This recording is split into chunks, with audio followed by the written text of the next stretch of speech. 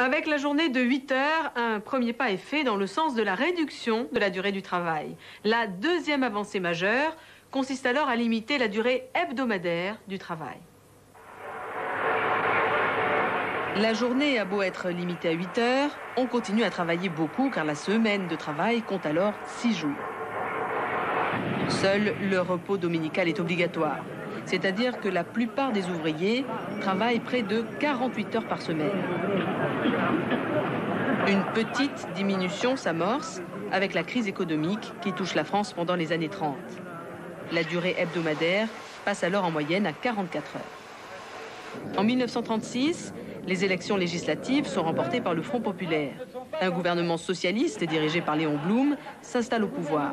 Fait la difficulté de sa tâche, il promet au pays qu'il fera tout ce qu'il dépend de lui pour y être égal. La semaine de 40 heures est aussitôt votée par le Parlement en juin 1936. Mais de nouveau, la perspective d'un conflit mondial va couper court à l'application des 40 heures. Dès 1938, le gouvernement assouplit progressivement la réglementation, d'abord pour augmenter la production dans les usines d'armement, puis dans tous les secteurs de l'économie.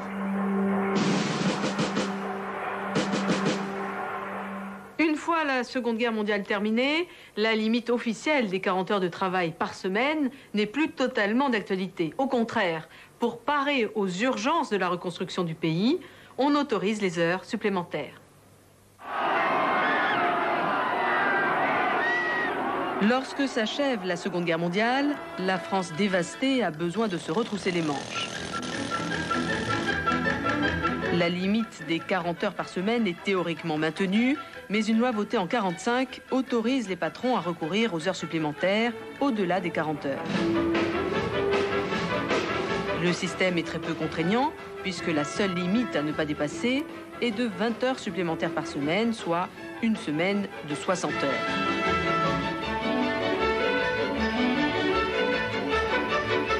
Mais en contrepartie, les heures supplémentaires sont payées plus cher, 25% de plus jusqu'à 48 heures et 50% au-delà.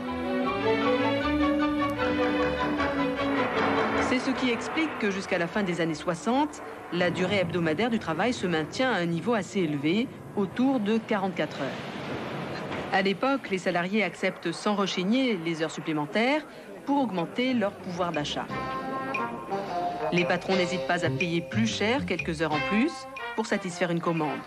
Nous sommes en période de croissance et de plein emploi. Il faut attendre la crise économique des années 70 et la montée du chômage pour voir le temps de travail atteindre le minimum officiel des 40 heures et être même abaissé en 1982 à 39 heures.